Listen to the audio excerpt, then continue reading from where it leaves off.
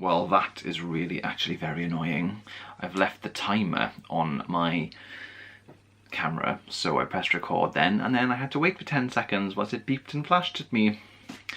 Oh well, that's gonna change. So I am sitting here, guys, on Sunday the 7th of October, and I have dug a jumper out because it's gone a little bit chill, having a little coffee in my Starbucks Snowman mug, which I got last year, I think. Could have even been the year before.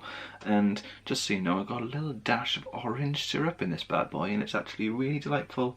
So guys, I'm here today to talk to you about the first 100 pages of The Essex Serpent by Sarah Perry. Yes, this is an absolutely glorious cover. It's golden, and this version is from Waterstones. It is an exclusive version of the cover. It's hardback and it's blue.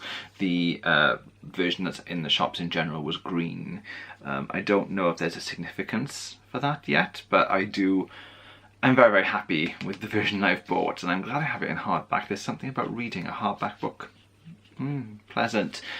So I am about 180 pages into this book now, and the reason why I haven't had a chance to record the video for the first 100 pages is because between work and actually having a smidge of a social life this week. Today's my first day off since I read 100 pages, and so I thought I would just jump in and do the 100 pages today, despite the fact that I'm almost double that the way through. So far in terms of plot then, this is following Cora Seaborn, or as my friend Jess calls her, Cora Seabass. Cora Seaborn is a recent widow, and she lives in London, and she's got a son called Francis and a companion called Martha, and her life has changed suddenly because of the death of her husband. It's safe to say that they did not have a very happy marriage, and I don't know if many marriages were in fact happy back then, or literature and general films and things would have us believe that they weren't. So she is sort of walking a bit of a fine line socially between having... oh, how can I put this without being crass? She is happy to be free of her nightmare of a husband and kind of a loveless marriage. At least it kind of ended up being a loveless marriage, but she's also quite, she realises sometimes that perhaps she's coming across as too happy, so she kind of turns forlornly into the sun and kind of gazes at the scenery in a kind of a melancholy way, and kind of tries to act how people think she should act, and I quite like that. I think that's quite interesting. So it's following, there's quite a few characters on the go, but Cora I think is our main character, and she, in the first 100 pages, she loses her husband, and she decides to go to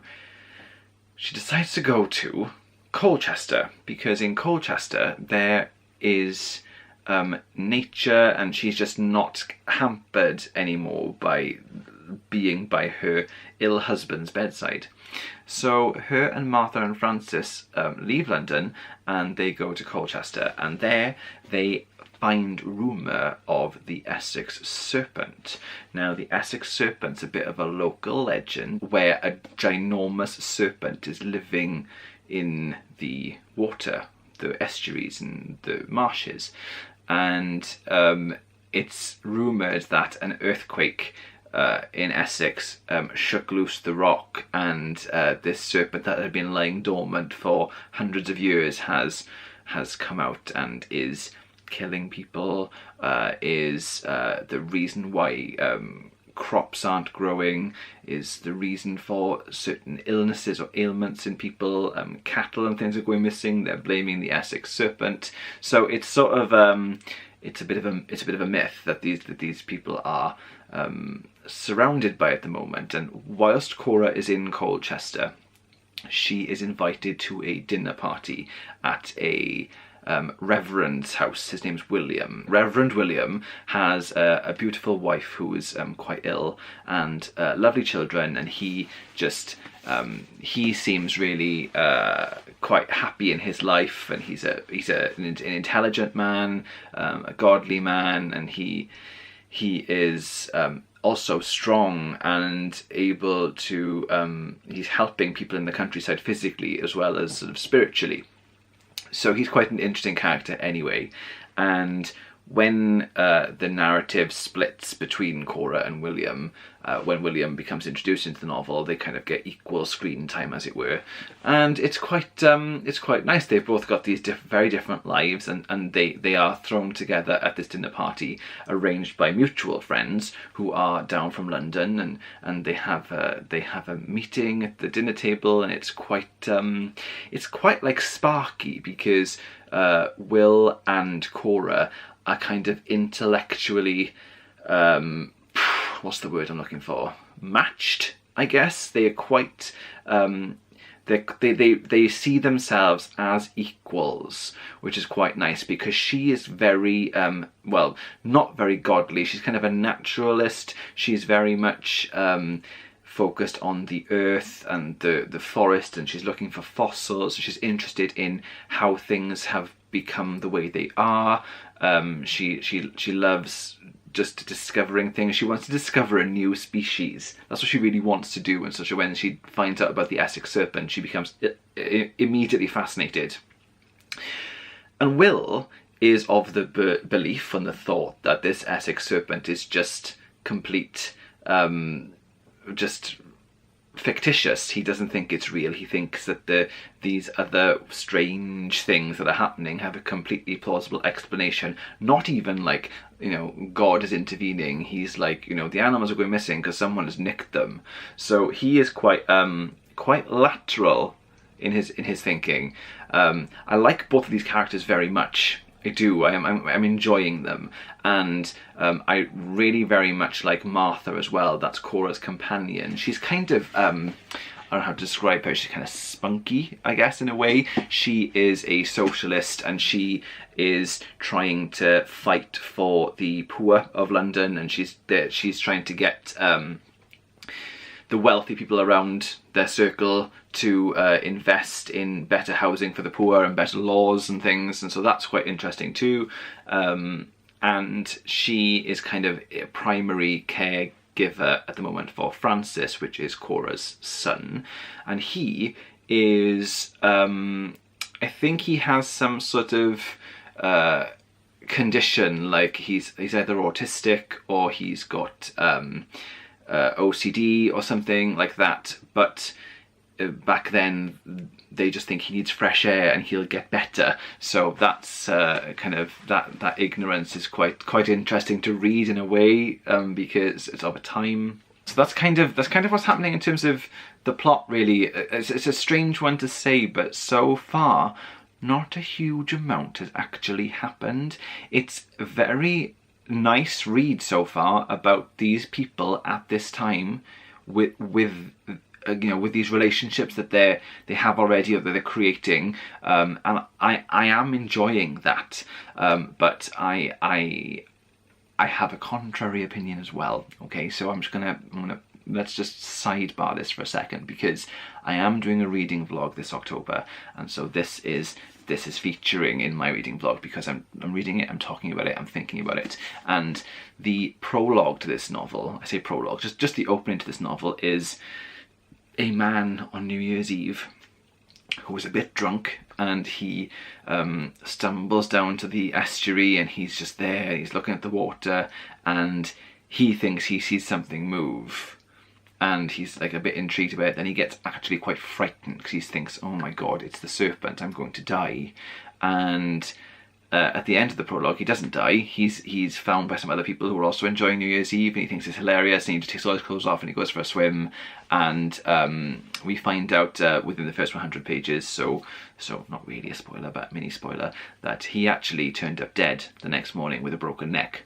That was the prologue, and then ever since then, this book is very, very much about Cora and her relationships that she is creating in her new life as a widow, as a free woman in a way, because she's really interesting as well, because she's described as like walking like a man, and she makes fun of things, and she's sarcastic, and she's witty and clever, and she's just ahead of her time, I think, is Cora, and I do like her as a main character.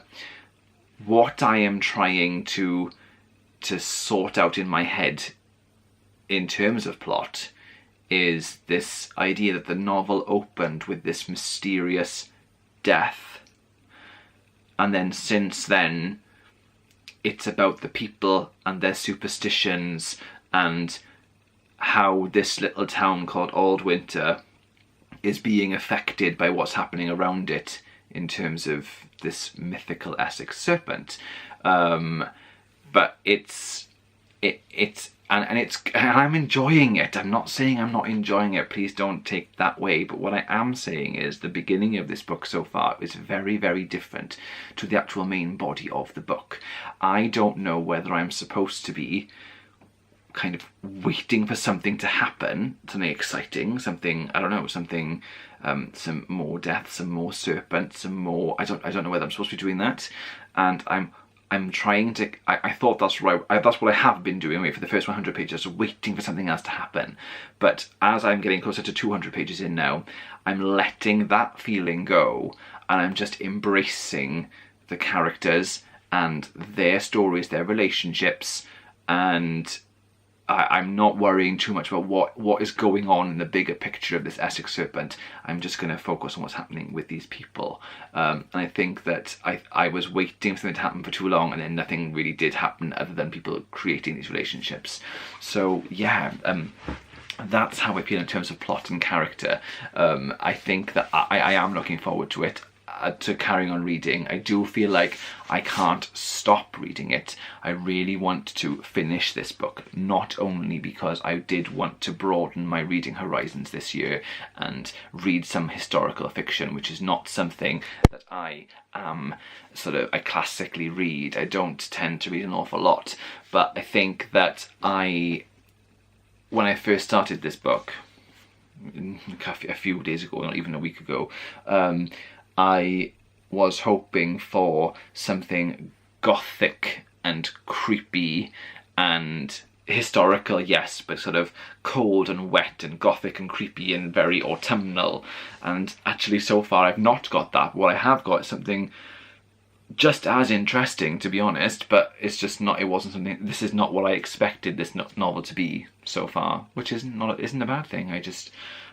Yeah, it's just different. It's very different for me, and I am liking it. And actually, if this is the way that this is going, I hope I feel the same at the end of this book, because at the end of this book, I would like to consider some more historical fiction. On that note, please, if you guys have any recommendations for me for historical fiction that I might like, please pass it my way, because I don't know much about it. This is a whole new literary world for me, and I would like to read some more. I'm quite intrigued to read some more that are a bit more kind of gothic and dark and kind of creepy. This is not so creepy. Yeah, it's not so creepy. It's not particularly gothic or dark actually yet, but it's just maybe I don't know. It's just different to that. But it's so far very, very enjoyable, and I like it.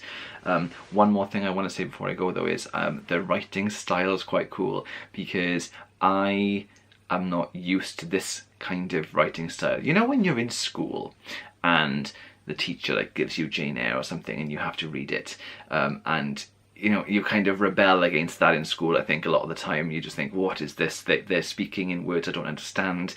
The descriptions are quite complex and of a time that is very much not now. I think they're a more difficult read than your kind of Harry Potters and things. And I think that's what I'm getting from this. It's an adult novel, and it's written cleverly. But also I found myself sometimes reading a paragraph, because I think I'm quite a fast reader, and not like a lot of you fantastic booktubers who can get through like 10 a month. I can't do that, but in general I'm quite a quick reader of words, and sometimes I found myself reading a paragraph, and at the start of the paragraph I thought I knew what Sarah Perry was describing, and by the end of the paragraph I was like, what? Wait, what is she describing? And I had to go back and reread it, and that is really a testament to me and my reading knowledge, because I have to think about what I'm reading here. I do have to concentrate, and in that way it's quite challenging, but in a good way. So yeah, that's how I feel so far. I am hoping there's going to be some sort of revelation in this book as it goes on. Not so much a twist. I don't think I'm looking for a twist, but I am looking for something significant to change, something to happen, something to challenge these people, whether that be an actual Essex Serpent or something big, dramatic and emotional. That's what I'm looking forward to happening, and I hope that I'm going to be able to feel it when I get there, because I do feel like I'm concentrating quite a lot reading this book and enjoying it, but I just want to, sometimes I'm concentrating so much on making sure I'm understanding what's happening that I'm not always feeling what I should be feeling, until I kind of have to stop and go, wait, and I think I'm like, oh. So yeah, it's challenging me, but in a good way. But I'm making this sound like it's really, really difficult to read. It's not difficult to read at all.